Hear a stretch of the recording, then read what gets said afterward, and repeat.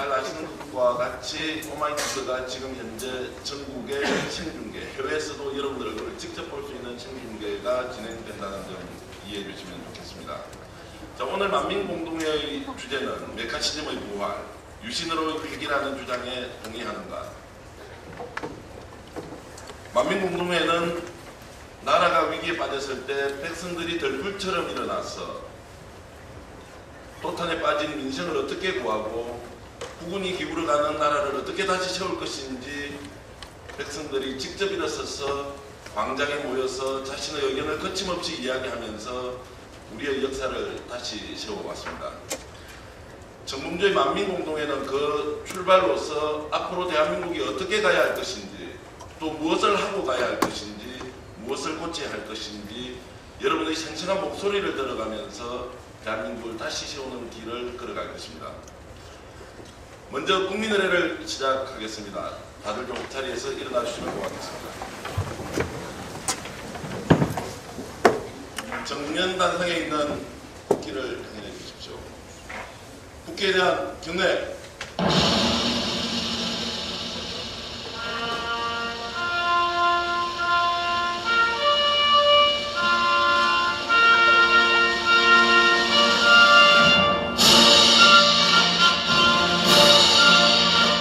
나는 자랑스러운 태극기야. 자유롭고 정의로운 대한민국의 무궁한 영광을 위하여 충성을 다할 것을 굳게 다짐합니다.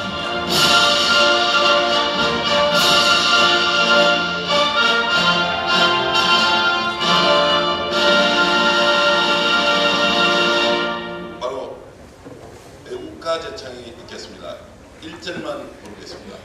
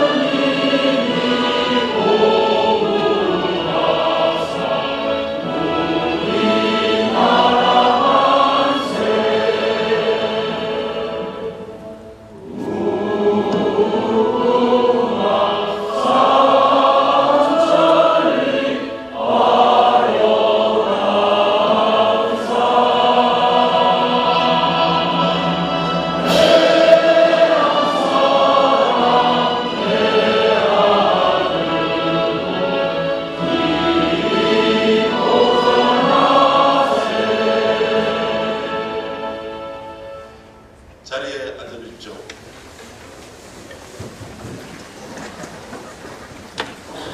지금부터 만민공동회 선언식을 잠깐 하겠습니다.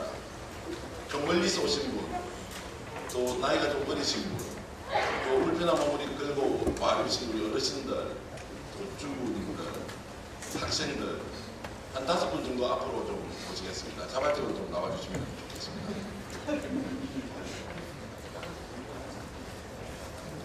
예, 지명하겠습니다.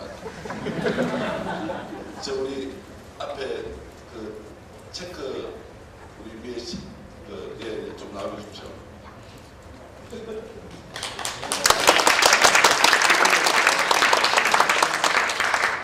이쪽에 뽑아만 오신 것 같은데 예, 좀 나오시죠. 예, 지금 돌아보시는 분.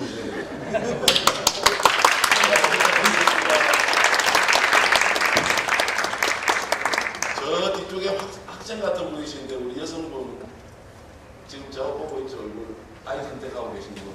손남들은 예, 좀 나와주십시오.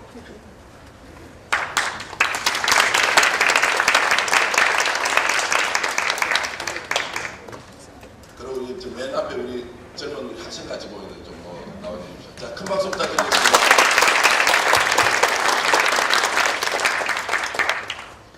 자, 이렇게 외치면서 시작하겠습니다. 지금부터 2013년 만민공동회를 시작하겠습니다라고 성사하듯이 손을 좀 들어주십시오. 앞에 5분. 뭐 국회의원 됐다고 생각하시고.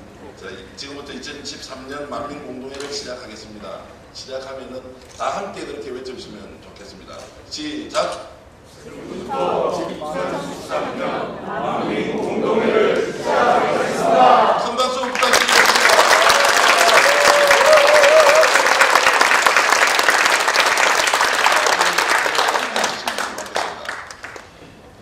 자, 오늘 행사 진행을 위해서 잠깐 어떤 시스템으로 여러분들의 의견이 개진되고 그것이 통계적으로 모여서 최종 결론에 이르는지를 잠깐 설명드리겠습니다. 코리아 스픽스의 권동희 연구원께서 나와셔서 짧게 설명을 드리겠습니다.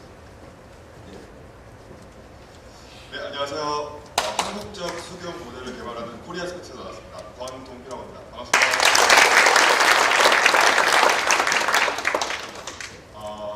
저희는 1995년 부키스 마이어 박사가 만든 아메리칸 스픽스에서 개발한 21세기 타운 미팅을 한국적 상황에 맞춰 개발하여 지금 보급하고 있는 단체로서요. 네, 보시는 바와 같이 직접 이해 당사자가 이 자리에 모여서 자신의 의견을 얘기하고 종합하는 사진입니다. 그래서 사진으로 보시면 다양한 계층, 다양한 연령, 그리고 다양한 이해 당사자들이 모여서 이 자신의 의견을 얘기하고 또 공유하는 자리가 되겠습니다. 앞에 이것까지 세 사진을 보면 아시다시피 노트북 앞에 어떤 사람이 앉아있죠. 저분은 이제 토론 진행자로서 저희가 퍼실리테이터라고 부릅니다. 저분들을 저희가 사전에 교육을 하고 이렇게 진행하는 게 타운 미팅 방식입니다. 이것은 이제 경희대 학교에서 진행되었던 1324인 토론입니다. 그래서 아시아 비공인 기록이고요. 이렇게 보시는 바와 같이 원탁 토론에 최대 10명의 사람들이 모여서 토론을 진행하는 사진입니다. 네, 이 사진은 광주에서 올해 2회 개최된 교육청 관련 토론입니다. 오늘 진행될 방식은요, 타운 미팅 방식은 아니고요.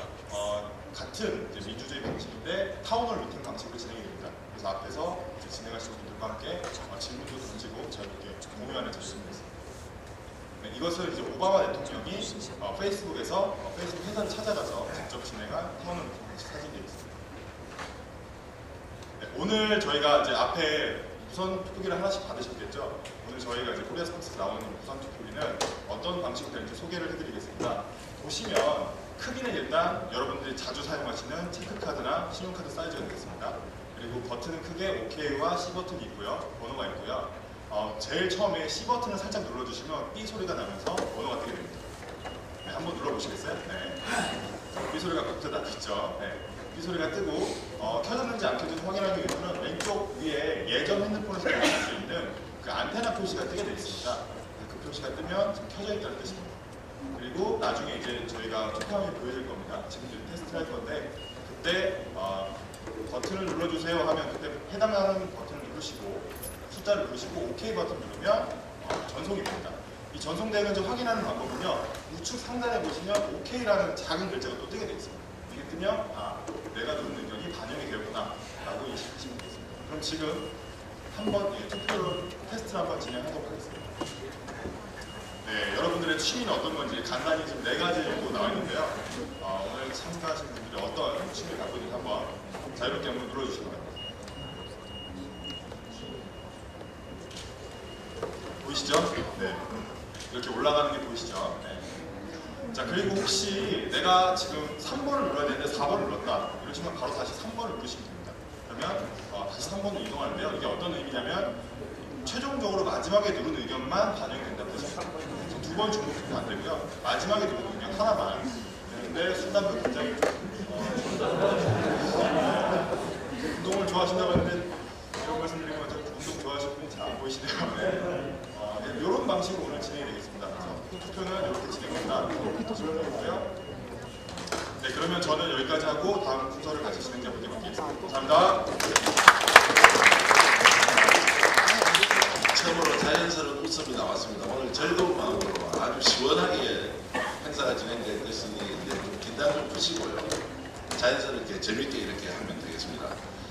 자, 그 코리아 스픽스 또 윈지 코리아 컨설팅 이 두 회사의 특별 본에 대해서 다시 한번 더 뜨거운 박수 부탁드리겠습니다. 오늘 이 행사가 있기까지 이제 많은 분들이 여러 차례 고민을 해서 결론을 냈습니다. 만민공동회 그리고 오마이뉴스 10만원 클럽이 함께 이 자리를 만들면서 대한민국을 좀 더 건강하고 미래지향적으로 만들어보자 이렇게 의견 일치를 보신 두 분이 계십니다. 만민공동회 대표격으로 역할을 하시는 우리 정봉주 전 의원 전화 앞으로 나와주시면 고맙겠습니다. 그리고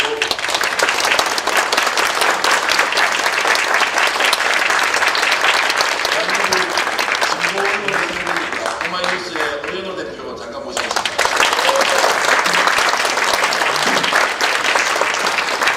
자, 한 번 더 큰 박수 부탁드리겠습니다.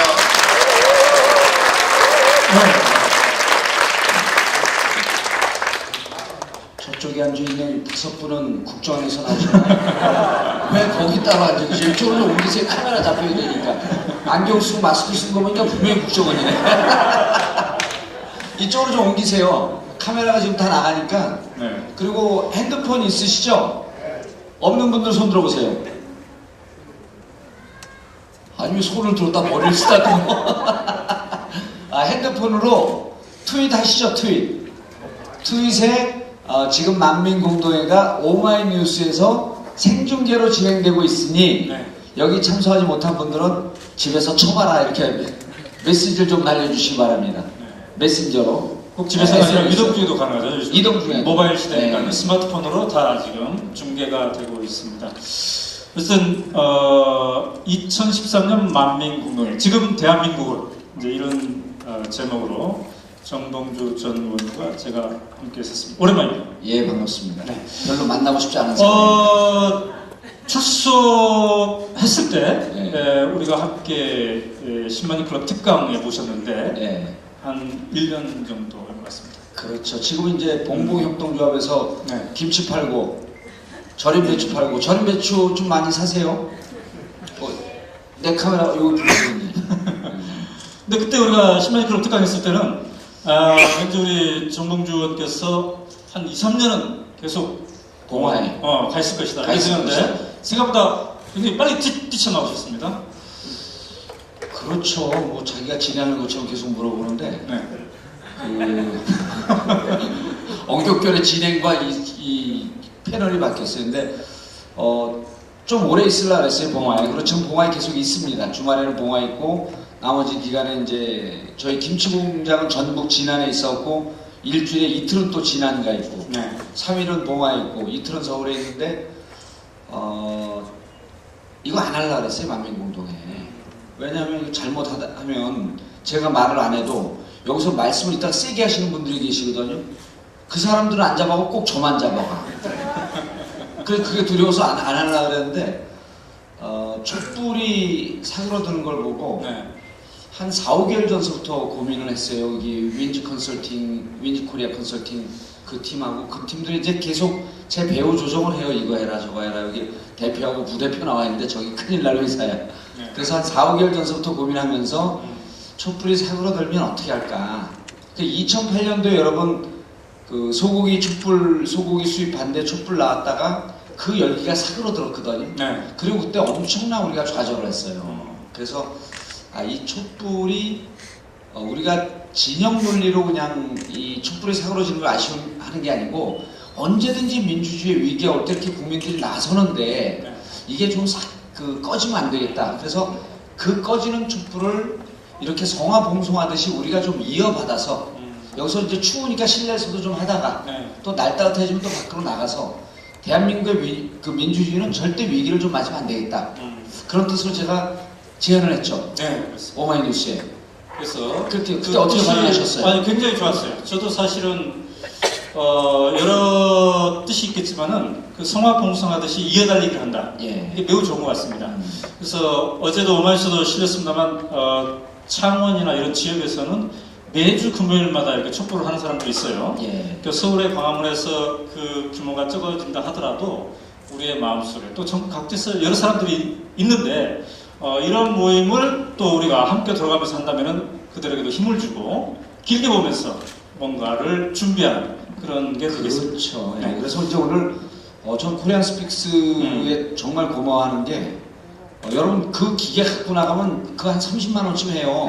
원가 24만 원. 네. 그 다음에 이윤 한 20% 붙여갖고 30만 원 물어내야 되니까 10명이 갖고 나가면 제 1년 생활비가 날라갑니다. 1년 생활비 300만 원이거든요. 그래서 이거를 이 툴을 쓰는데 몇 천만 원 들었는데 오늘 많이 깎아갖고 그래서 했는데 의미가 너무 좋은 것 같아요. 그러니까 그전엔 오연호 대표하고 저하고 얘기하고 우리 명진 스님 모시고 얘기 들으면 우리끼리 얘기하고 일방적으로 끝나잖아요.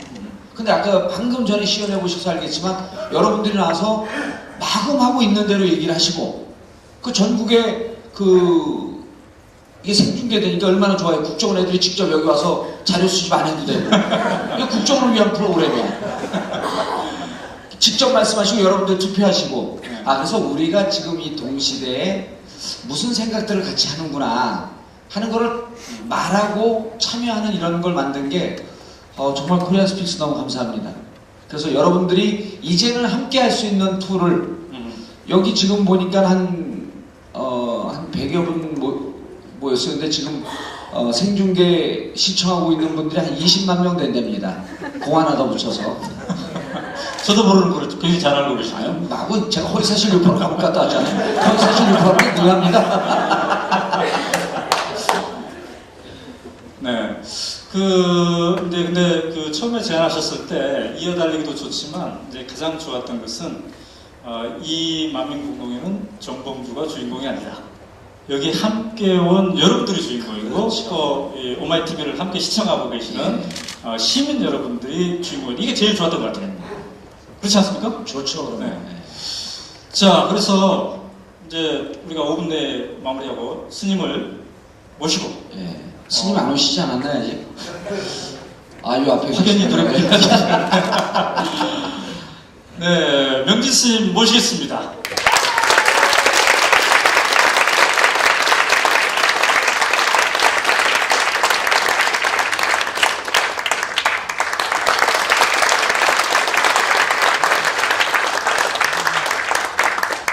오늘 오신 분들 중 보니까 명진 스님 그 팬클럽에서 한 90% 오신 것 같아요. 그리고 이제 저희는 들러리스러 왔습니다. 그러니까 스님께서 말씀하시고 저희가 필요하면 저희는 여기 있으면 좀 피곤해요. 그래서 내려가서 좀 듣다가 야 정봉주 올라와, 오연 올라와, 아무 때든지 올라오겠습니다. 여러분 지금 방금 전에 오신 분들이 외곽 순환도로하고 여기 들어오는 여의도 들어오는 길이 너무 막힌대요. 그래갖고 예상보다 지금 사람들이 참가자들이 좀 적은데 스님 너무 실망하지 마세요. 보건사에서 쫓겨나시고 난 다음 스님 인기가 계속 떨어지고 있습니다. 이게 스님 인기의 실체예요. 이제 직시하셔야 됩니다. 네, 그러면 스님께서 저에게 좋은 말씀 한 30-40분 이렇게 주시고 또 언제든지 부르면 저희가 또 올라오도록 하겠습니다. 네, 알겠습니다. 감사합니다. 여러분 뜨거운 박수 부탁드립니다. 진행하시는 분들은 물 좀 갖다 주세요. 아무리 보건사에서 쫓겨났다고 물도 안 드리냐 집에. 됐으면 저희는 내려가 있겠습니다. 예. 자, 명진 스님의 진솔하고 명쾌한 말씀 큰 박수로 환영하겠습니다.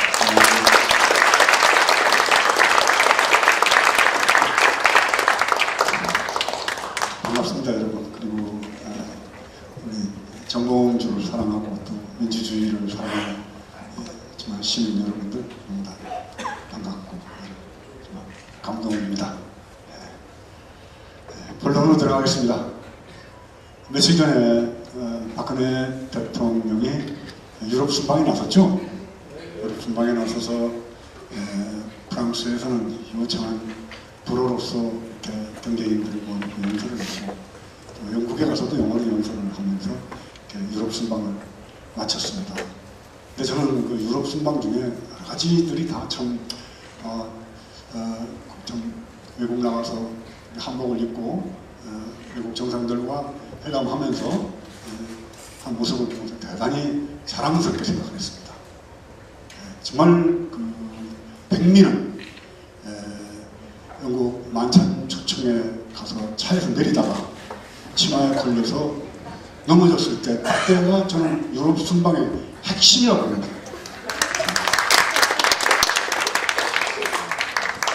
좋아하지 마세요. 그 넘어지고 부릅니까? 다이나믹 엔트리. 극적으로 입장한다. 이렇게 얘기를 했어요. 저도 그 대목에서 그 외국 국가 원수로서 외국 순방을 했다가 차에서 넘어지는 그런 큰 실수를 했는데 그 대목을 극적으로 내가 입장한다 이러면서 입장할 수 있는 사람이 우리나라 역대 대통령 중에 몇 명이나 될까? 정말 박근혜 대통령 대단하구나. 여러분들 왜 박수 안 칩니까? 박근혜 대통령 좀 칭찬하는 좋은 얘기 하니까 좀 인상 쓰는 분이 좀 몇 분 있는 것 같은데 그분들은 종북이라고 저는 알고 있습니다. 그러면 안 됩니다. 자유하는 거 정말 멋지게 평가를 할 줄 알아야죠. 그렇잖아요. 이와 똑같은 게 이제 영국에서 일어납니다. 처칠 수상이 어느 날 연설을 하기 위해서 마이크 앞으로 나가다가 벌러덩 자빠집니다. 사람들이 막 그 권위적이고 귀족 출신에 거만하고 그 2차 세계대전을 승리로 이끌었다고 당당거리는 처칠이 고집도 셌고 아주 보수적이고 그런 사람이 벌렁 자빠지니까 많은 사람들이 박장대소를 하고 웃습니다. 처칠이 일어나서 그럽니다. 여러분들이 이렇게 즐거워하는 거 보니까 한번 더 넘어져야겠습니다. 멋지잖아요. 근사하죠? 처칠 수상 다음 수상이 클레멘트 앤틀리라는 노동당 출신의 그러니까 영국의 지금 복지 제도를 완벽하게 갖춰놓은 그런 분이 수상이 됩니다. 근데 앤틀리가 공기업 기관 산업들, 뭐 철도, 뭐 전기, 민간 항공기 전부 국유화를 주장하면서 그렇게 몰아가고 있었습니다. 여러분을. 하루는 국회에서 그런 걸 얘기를 가지고 난타전을 벌이다가 화장실을 갔는데 클레멘트 앤틀리가 소변을 보고 있는데 자리가 비었는데 처칠이 거기 가서 일을 안 보는 거예요. 그래서 물어봅니다. 왜 내 옆에 와서 소변을 안 봅니까? 내가 그렇게 무서워요? 그러니까 당신은 큼직하고 쓸만한 것만 보면 구경하려고 그러는데 내 거 보고 구경한다고 그럴까봐 이렇게 얘기를 합니다. 뭐 이런 처칠의 그 유머 감각에 대한 얘기는 너무 많죠. 뭐 항상 아침 회의에 늦게 나가고 이러니까는 사람들이 막 꾸짖으니까 당신도 나같이 이쁜 마누라하고 살면 이렇게 늦을 거야. 이런 대목들. 우리나라 정치인들 그런 유머 할 수 있는 사람이 있나요? 거기에 대한 가능성을 조금이라도 보인 게 정봉주입니다. 정봉주. 때로는 뭐 가볍다는 말도 듣고 뭐 이러지만 그 정봉주가 갖고 있는 반전들 이런 걸 보면서 정말 옆에서 잘 보호해주고 도와주고 하면은 정말 좋은 정치인이 되겠구나 하는 그 희망 때문에 참 이런 자리 이제 저도 가급적이면 좀 거룩한 스님 아주 폼나는 스님 하고 싶었다가도 우리 정봉주 의원의 꼬임에 빠져서 이 자리에 왔습니다.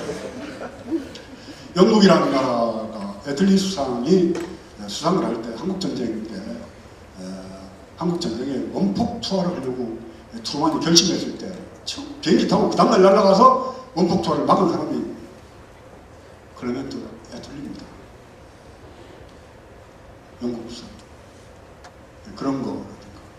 참 그 다음에 영국이 참 했던 옛날 말 중에 셰익스피어와 인도를 바꾸지 않겠다. 이거는 물질적 가치보다는 문화와 정신적인 가치를 더 소중하게 생각하는 영국이 뭐 해적의 나라고 바이킹 솔직했던 나라지만 그러나 오랜 역사 속에서 역사를 소중하게 생각하고 이런 가치들. 그 다음에 첫 번째 방문지가 프랑스였습니다. 프랑스 가서 참 유창하게 프랑스 말로 또 연설을 해서 많은 사람들이 그 나라 말로 가서 하는 것이 어떤 사람은 뭐 여러 가지 시비도 합니다만은 친근감이 가게 할 수도 있습니다. 미국 대통령이 우리나라 한글로 연설을 했다고 칩시다. 와, 우리나라 사람들이 정말 너무 좋아할 거 아닙니까? 중국에 그 총서기가 와서 우리나라 말로 방문했을 때 연설하면 간단한 한국말 한마디만 해도 친근감이 가는 거죠. 물론 큰 나라의 국가원수가 작은 나라에 와서 그 나라 말을 쓰면 굉장합니다. 그러나 작은 나라가 큰 나라에 가서 그 나라 말을 쓰는 것은 조금 좀 생각 좀 해봐야지 됩니다. 그러나 그럼에도 불구하고 나는 박근혜 대통령이 이번 유럽 순방에서 순간적인 기질을 발휘해서 바닥하고 넘어진 거를 그렇게 재치있게 넘어간 거는 높이 평가하고 싶고, 또 한국에 돌아와서도 그런 순발력과 그런 재치와 빠른 판단력으로 나는 지금 한국 정치 이 흘러가는 흐름을 새롭게 바꿔놓을 수 있는 반전의 기회 아직도 남아있다고 저는 생각합니다. 미국 대통령이 집권 후반기가 되면은 공화당 민주당 싸우죠, 정책은 실현 안 되죠, 깝깝하니까 정상 외교한다고 외국 많이 돌아다닌답니다. 근데 어느 대통령이 국내 정치가 시끄러우니까 그 앤드류 공항에 와가지고 내리려고 그러는데 내리기가 싫어가지고 그 비서관들 보고 야 상공에서 몇 바퀴 돌다 내리자. 아마 박근혜 대통령이 이번 유럽 순방하고 나서 들어올 때도 아마 김포공항에 내렸는지 어디 공항에 내렸는지 모르겠습니다만은 내리기 싫었을 거예요. 국정원 뭐 댓글 사건에 뭐 여러 가지 정공도 뭐 또 무슨 압수수색에다가 이게 산적해 있는 문제가 너무 험하기 때문에 아마 국내에 들어오기가 싫었지 않았나 생각이 듭니다. 약간 프랑스 방문 얘기를 하다 말았습니다만 그런 나라에 가면은 역사와 전통 있고 여러 가지 배워야 됩니다. 난 프랑스가 4년 2개월에 나치 치하에 대한 부분을 어떻게 청산하는가, 난 이것도 박근혜 대통령이 가가지고 배워왔어야 된다고 생각합니다. 수만 명을 처벌을 합니다. 6,700명을 사형 언도를 합니다. 그리고 760명을 집행을 합니다. 만여 명을 강제 노역을 보냅니다. 얼마 전까지도 나치에 협력했던 사람 90몇 살 넘은 사람을 잡아냈습니다. 우리나라 일제 36년입니다. 프랑스가 프랑스인 이유는 이렇게 과거의 잘못에 대해서 엄중한 심판과 그런 근본 자체를 아주 뿌리째 드러내는 이런 과단성 같은 것들이 오늘날 프랑스의 자존심을 유지해 나가고 있는 겁니다. 우리나라 어떻습니까? 일제 36년 동안 일제 치하에 있었는데 처벌당한 사람, 친일했다고 처벌당한 고위직에 있었던 사람 10명이 안 됩니다. 해방되고 난 다음에 경찰의 경감급 이상의 경찰 공무원 70%가 일제 때 경찰이었던 사람들입니다. 경위급 이상이 40%입니다. 이렇게 하고 나서 일본한테는 일본의 이 조선반도 침략에 대해서 과거사를 사과하라고 합니다. 일본에게 사과하라고 그래요. 근데 일본은 화산, 지진, 각종 자연재해가 끊어지지 않기 때문에 언제든지 대륙으로 나가고 싶어하는 근본적인 DNA가 배에 있습니다. 태풍 올라오죠. 언제 지진이 나가지고 땅이 꺼질지 모르죠. 근데 그런 일본이 조선 땅을 침략했을 때 국가 간의 이해관계 때문에 영토 분쟁이 일어나고 침략하고 합니다. 이해하더라도 일제 침략하여서 침략했던 나라에 앞자르게 됐던 친일파들에 대한 숙청, 이 문제 해결하고는 한반도의 여러 가지 타협 문제들을 해결할 수 있는 길은 저는 없다고 생각합니다. 이건 도덕의 문제라고는 보는 거죠. 왜 저기 침입을 했을 때 왜 저기 앞잡이가 돼서 군인이 될 건가? 꼭 누구라고 지칭 안 하겠습니다. 윤봉길 의사와 같이 폭탄을 던지면서 저항을 할 것입니다. 일제 침략에 대해서 협조하고 했던 그런 세력들이 남아가지고 지금 일본을 보고 사과를 하라고 합니다. 과거에 너희가 침략했던 일 사과해라. 일제 침략 시에 부유라고 친이라고 하면서 제민족을 팔아먹었던 못해 제민족의 촛불을 겨눴던 이런 행위에 대해서 사과하고 참여하면서 일본에게 사과하라고 해도 난 정당하다고 생각합니다.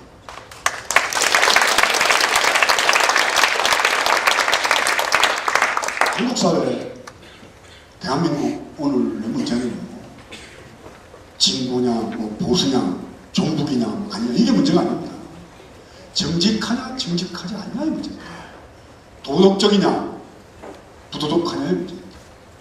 이명박 정권의 부도덕은 저희들 뭐 알지 않습니까? 드러나는 사실만 하더라도 이명박 정권의 부도덕이라는 게 원세훈 국정원장을 앉혀놓고 철저하게 선거 개입하는 걸 좀 꾸려왔다고 봅니다. 저를 보훈사에서 퇴출시키는 작업도 국정원의 작업이었다고 봅니다. 사회각계 측면 국정원이 그 장제산 사건 터지고 나서부터는 거의 국정원이 없다시피 했습니다. 그래서 제가 우리 실무자들하고 하면서 야, 국정원이 조용한데 저게 틀림없이 선거 준비하는 것 같다. 선거 준비하는 것 같다는 얘기를 몇 차례 했습니다. 그들이 그 어디입니까? 호텔 롯데호텔에 가서 인도네시아 살렸던 그 노트북 훔치다가 들키죠. 그 호텔 털이나 하는 절도범 주제에 지들이 할 수 있는 게 없어요. 그러니까 선거 준비한다고 그 짓들을 한 겁니다. 그렇게 해서 박근혜 대통령은 나는 덕분이 하나도 없다고 하지만은 그러나 국정원이 댓글 작업을 해서 댓글 작업한 국정원의 직원이 그 민주당에서 오피스텔에다가 놓고 전부 다 그걸 찾아내려고 했을 때 인권 문제에 거론했습니다. 박근혜 대통령이 인권 문제, 여직원의 인권 문제에 대해서 그 문재인의 신랄하게 그걸 비판했습니다. 근데 지금 이제 사실이 됐습니다. 그 국정원 여직원의 변호사비를 745위 부대라는 데서 변호사비를 지급했어요. 국정원장은 개인의 일탈 행위라고 했는데 개인의 일탈 행위를 국민의 세금으로 변호사비를 지급했습니다. 근데 그 지급한 게 국정원도 아니고 또 745위 부대예요. 대한민국은 지금 오늘 말이죠. 오늘의 대한민국은 여기저기에서 귀신이 혹할롯 같은 일들이 삼지사방에서 벌어지는 거예요. 사초폐기에 대한 얘기가 계속 나왔습니다. 근데 이게 전 정권의 일이 아닙니다. 전 정권의 일입니다. 노무현 대통령은 전 정권입니다. 전 정권의 대통령 수상 남북 간의 정상회담의 기록물이 가만히 잠자고 있다가 어느 날 선거를 앞두고 스물스물 기어나옵니다. 그래가지고 김무성 의원은 토시 하나 틀리지 않게 선거 때 그걸 읽습니다. 귀신이 곡하는 것이죠. 그렇죠? 근데 폐기되고 실종된 사초가 여당의 선거대책본부장도 알고 있고 다 하는데 어떻게 해서 그게 밖으로 나왔는지 지금 아무도 모르는 귀신이 곡할 노릇이 곳곳 처처에서 벌어지는 거예요. 자, 변호사비 얼마 전에 남정준 국정원장이 북한과 싸우면 북한을 명랑시킬 수 있다고 그럴 때 맞다. 싸우면 무조건 이긴다 우리가. 왜냐하면 귀신도 모르는 부대가 있는 겁니다. 귀신도 모르는 부대. 745위 부대 물어보니까 남자 입장에 자기는 그런 부대를 모른다고 합니다. 국방부 장관, 김관진 국방부 장관도 모르고 국정원장도 모르는 귀신 같은 부대들이 곳곳에 있는 거예요. 귀신같이 대통령 기록물을 훔쳐다가 갖다 볼 수 있는 이 나라 이 어디로 갈 것 같습니까? 그렇습니다. 외국에 뭐 정치하는 분들 얘기를 자꾸 들어서 얘기를 합니다만 대한민국 정치뿐만 아니라 한국 사회에 나아가지 될 길. 링컨 대통령과의 적이 스탠턴이라는 애슐리 스탠턴이라는 사람이 링컨 대통령의 적입니다. 링컨 대통령은 정규교육을 6개월 받습니다. 그리고 독학으로 공부를 하죠. 그럼 뭐 우리 위인전인가 이런 거 어렸을 때 읽은 것도 많이 봤지 않습니까? 근데 스탠턴이라는 사람은 명문대학교를 나와서 잘 생겼습니다. 아주 말도 잘하고 링컨도 변호사가 되고 스탠턴도 변호사가 됩니다. 어느 날 어떤 사건을 맡게 됐는데 링컨과 스탠턴이 같이 맞습니다. 그때 스탠턴이 그럽니다. 저런 정신이 모자라는 놈하고 이런 사건을 맡다냐고서 인격적으로 아주 모독을 줍니다. 그리고 나중에 링컨은 공화당 대통령이 되고 스탠턴은 민주당의 민주당으로부터 정치를 합니다. 그때 뭐라고 줄 압니까? 링컨을 향해서 원숭이를 잡으려고 아프리카로 갈 것입니다. 링컨 대통령이 팔이 적히고 얼굴을 시험 지르고 이래서 그렇지 굉장히 못생겼다고 생각해요. 그러니까 그 링컨을 잡으면은 아프리카의 원숭이를 잡으면 긴팔 원숭이다라고 이렇게 링컨을 인격적으로 비하하고 모독을 주고 모욕을 주고 그럽니다. 링컨이 대통령이 되고 난 다음에 남북 전쟁이 터지면서 남북 전쟁의 국방부 장관을 스탠턴을 임명합니다. 엄청난 반대를 무릅쓰고 꼭 박근혜 대통령이 이정희 통진당 의원을 무슨 여성부 장관이나 시키는 그런 격이 되겠죠. 이 참 멋지잖아요. 자기를 아프리카에 가서 원숭이 잡으러 갈 게 없어. 링컨을 잡으면은 그게 아프리카 원숭이야. 이렇게 인격적 모독을 준 사람을 남북 전쟁 위급한 상황에 국방부 장관을 시키는 거예요. 옆에서 그렇게 반대를 합니다. 반대를 할 때 링컨이 그렇게 얘기를 합니다. 적을, 상대방을, 나의 반대파를 잡아서 전멸을 시켜서 없애버려서 그렇게 해서 적을 제압하는 게 아니라 적이 나를 도와주고 내 편이 되고 나와 함께 가도록 하는 것이 진정한 적에 대한 승리다. 참 근사하죠. 결국은 남북전쟁을 승리를 끌고 얼마 있다가 나중에 지나고 난 다음에 링컨 대통령이 극장에서 영화를 보다가 총에 맞아서 죽었을 때 미국 역사상 가장 위대한 대통령의 위상들이다. 그러면서 링컨 대통령의 빈소를 가장 오랫동안 떠나지 않고 지켰던 게 스탠턴입니다. 이런 포용과 용서와 같이 가고자 하는 그런 그 정신. 근데 이 같이 가려고 그러면은요, 누가 용서를 해줘야지 되겠어요? 누가 북두 가야지 되겠어요? 누가 알아주겠습니까? 한국 사회 여러분들이 아무리 뭐니 하고 뭐 해도 칭하여 말하기를 보수라고 칭하는 사람들이 한국 사회에 권력, 재력, 정보, 인맥 다 갖고 있습니다. 진보, 저 이명박 정권 들어서가지고 5년 만에 박살 나는 거 아닙니까? 그러면 진보가 보수를 포용을 하고 안고 갈 수는 없어요. 보수는 안고 갈 수가 있습니다. 정말 양심적이고 정말 그 합리적인 보수가 세상을 알아야지. 남북 문제도 역시 마찬가지입니다. 듣기 싫을지 모르겠지만 통진당이 권력을 잡아가지고 남북 통일을 못한다고 봅니다. 그러나 박근혜 정권은 통일에 대한 포용력을 갖고 넓게 보면서 북을 끌어안고 갈 수가 있어요. 그러면 종북이라는 소리 안 듣습니다.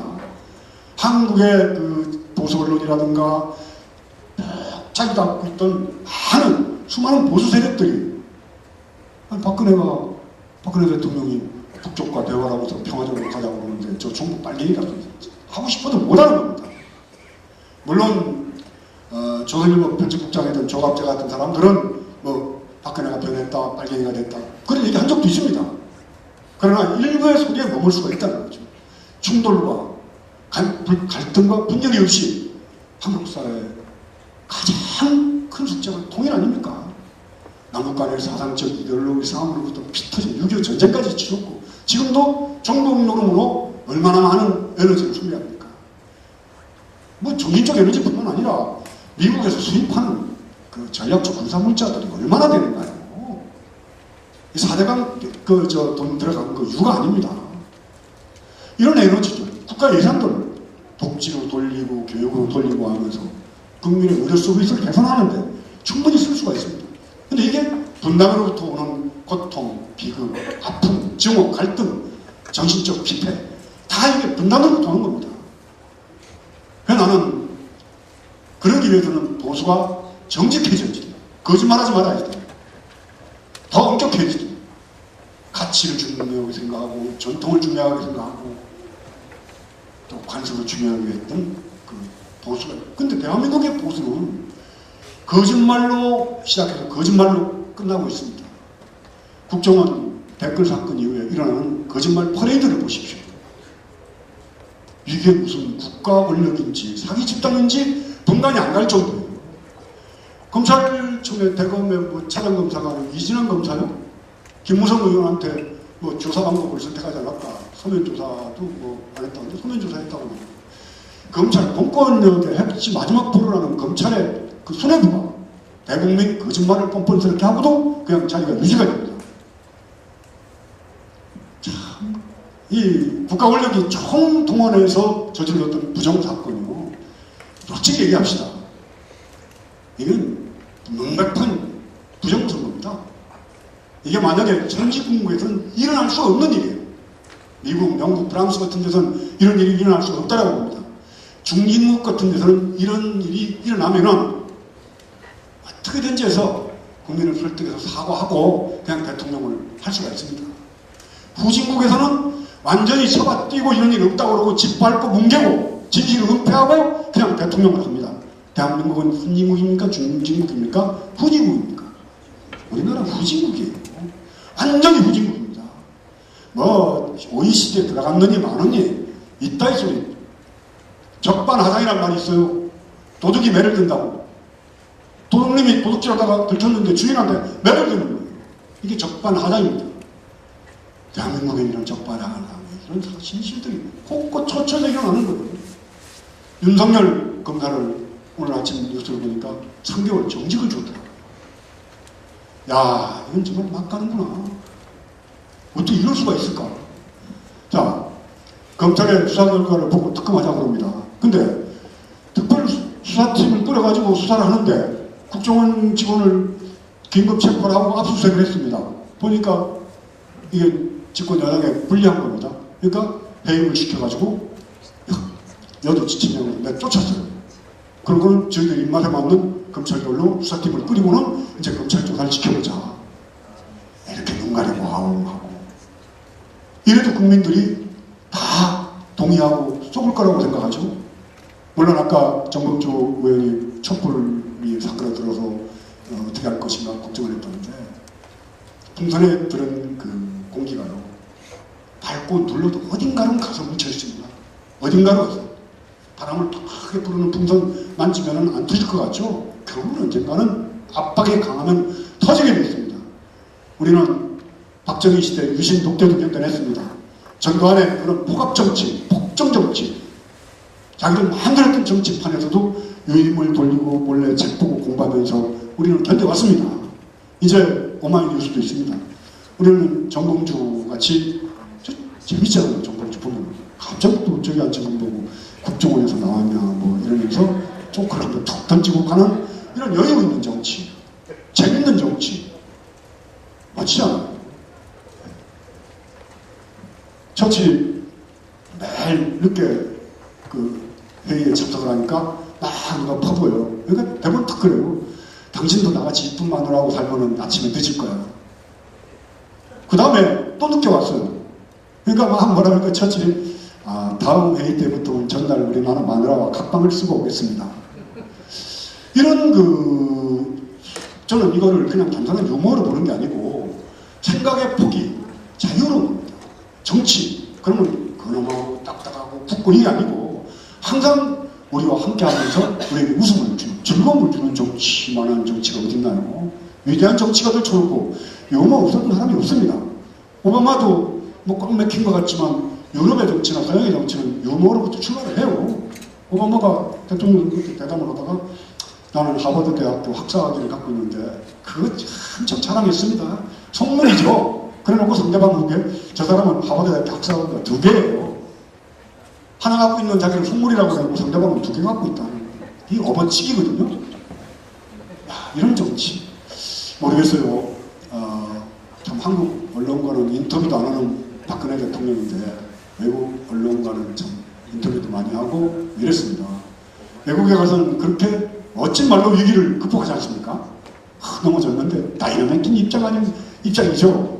그 외국 그 사람들이 너무 편애했다는 얘기를 듣고 그런 그 유연성과 부드러움과 또 순발력을 갖고 국내 정치 와서도 목에 닿지 말고 그래서 유신 공주니 뭐 여왕이니 뭐 이런 소리 듣지 말고 정말 친근한 쌍용자동차를 해고자들 농성할 때 전태일 기념관을 찾아가죠. 그러다가 해고 노동자들한테 맥히지 않습니까?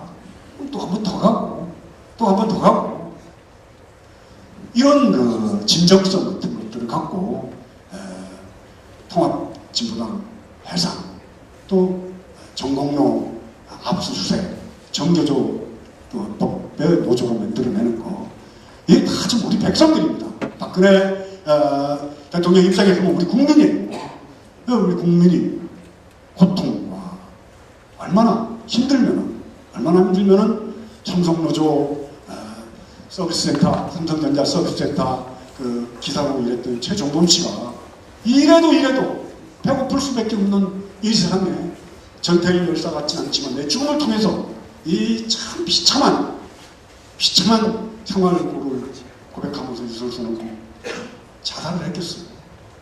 어저께는 수능 시험 점수 낮다고 부모님께 먼저 떠나간다고 유서서 죽은 여학생이 있습니다. 이 두 가지의 자살 사건이 한국 사회, 오늘 한국 사회의 총체적 문제점 여기 들어가 있습니다. 하우스 프로뿐만 아니라 워킹 프로. 이래도 가난할 수밖에 없고 가난한 사람의 자식은 또 다시 가난할 수밖에 없는 대물림의 가난함들.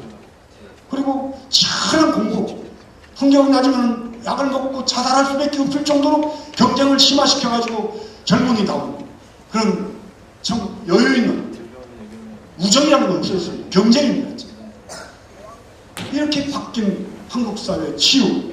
난 만민공동회가 가야 될 길은 이런 치유 방법을 어떻게 찾아낼 것인가에 대한 정말 깊은 고민으로부터 출발해야 된다고 생각합니다. 아까 정몽주 의원이 저보고 오늘 얼마나 해야지 되느냐 그러는데 한 40분 정도입니다. 그래서 40분 안 돼. 2시간 해야지 돼.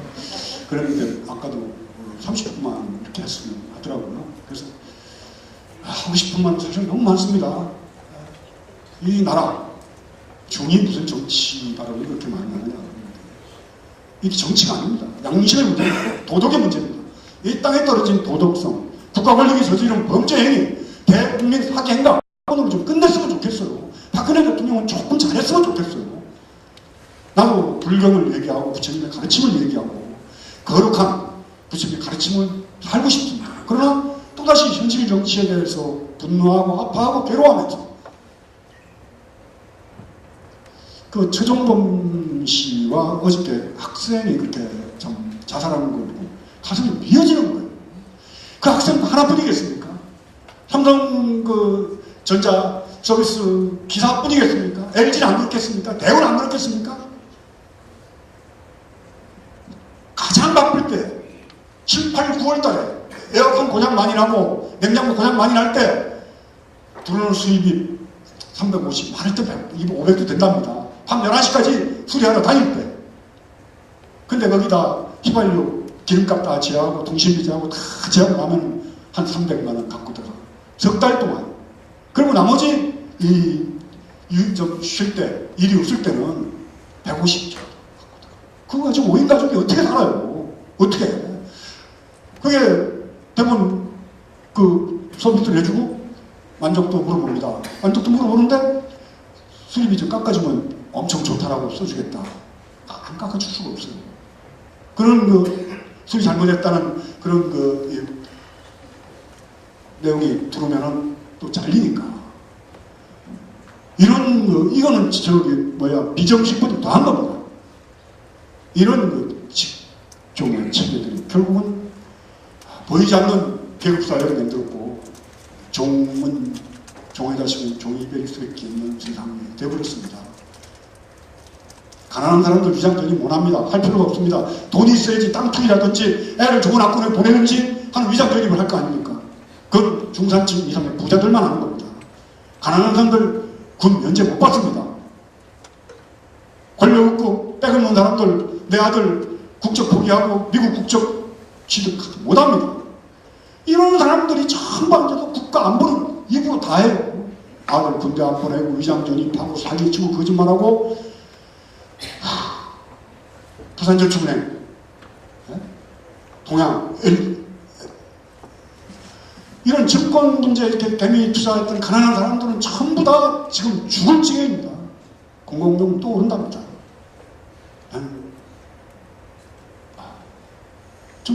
조금만 좀 좋은 나라가 되면 기다려도 보고 이러면 참 너무 좋겠는데 이 세상이 이렇게 가는데 여기에 가장 중요한 게 국민의 선택입니다.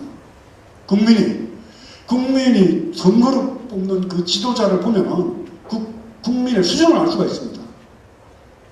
저는 이명박과 박근혜 대통령이 경선할 때 그때는 이미 민주당 대통령 후보가 돼도 안 될 때입니다. 그래서 차선책은 박근혜 후보라도 됐으면 대통령이 되겠다 그런 생각이었습니다. 왜냐하면 이명박보다는 나을 테니까. 근데 지금 이 정치하는 걸로 봐가지고 저 거짓말을 덮고 넘어간다면 만약에 국가기관이 15군데가 이 대선에 부정 개입을 했습니다. 불법으로. 이걸 만약에 덮고 넘어간다면 지금은 덮일지 모릅니다. 그러나 이게 엄청난 후폭풍이 돼가지고 박근혜 정부에 부담이 될 겁니다. 지금이라도 털어야지 됩니다. 그리고 대통령 그거 하고 안 하고가 문제가 아니에요. 이 정치라는 게 내가 정봉주 의원한테도 정치를 꼭 국회의원이 되고 대통령이 되고 도지사가 되고 무슨 자리가 되는 걸로 정치하지 말아야 된다. 어쩔 수 없는 방법 중에 국민을 편안하게 하고 국민을 행복하게 하는데 어떻게 할 것인가 고민하다 보니까 박원순 시장같이 저 예산을 또 아니면 좋은 아이디어로서 세상을 좀 이렇게 좋은 시점을 다져나가는 막 이벤트 행사한다고 여기서 여기 뭐 공사판 벌리고 국민 시민 예산과 함부로 쓰는 그런 그 시정이 아니라 정말 아름다운 마음 프로젝트라고 그래가지고 엄마의 심정에 대해서 서로 위로해주는 이런 프로젝트를 만든다든가 얼마 전에는 그 피자 배달하는 학생들이나 뭐 이런 사람들 한 1000여 명을 모아가지고 밤에 뭐 잘못된 걸 보거나 도로가 파손됐거나 신고하도록 하는 시스템을 만들었어요. 그리고 그들에게 여러 가지 혜택을 주는 거죠. 어렵고 힘들어서 아르바이트 한다고 뭐 피자도 배달하고 하는 학생들한테 그런 배지를 하나씩 달아주고 하니까 갑자기 무슨 사건을 보면 신고도 하고 경찰 역할을 하는 겁니다. 너무 굿 아이디어 아닙니까? 나는 그거는 정말 천치하게 밤잠 안 자고 그 사람은 어떻게 하면 서울시정을 서울시민을 이 짧은 예산에 빚도 24조가 되는 이 예산 속에서 서울시정을 잘 끌어나갈 거를 고민하는 사람입니다. 난 대통령도 그래야 된다고 생각해요.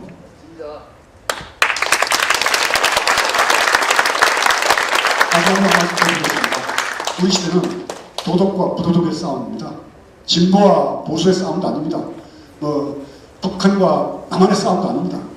부도덕한 세력과 도덕적 세력과의 싸움입니다.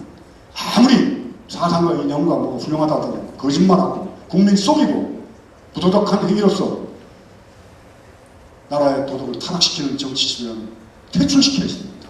뻔히 지가 국정원 대통령 기록물을 선거에다 이용하고 읽고 그냥 있는 말 토시 하나 틀리게 읽었으면서도 거기에 대해서 면피라고 넘어가려고 하는 정치인들.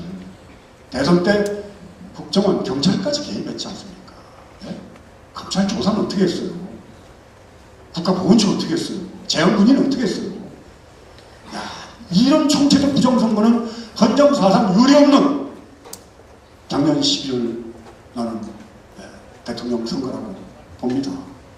여러분들이 판단할 일이라고 생각합니다. 도덕과 부도덕 정직하냐 거짓말하냐 이런 이 판단을 여러분들이 이제 하면서 정치 지도자를 뽑아야 되는데 뽑을 수 있는 것은 4년 만에 5년 만에 선거입니다. 선택 참 잘해야지 된다고 생각해요. 야, 저 너무 오래 여러분들 힘들게 한 것 같습니다. 죄송합니다.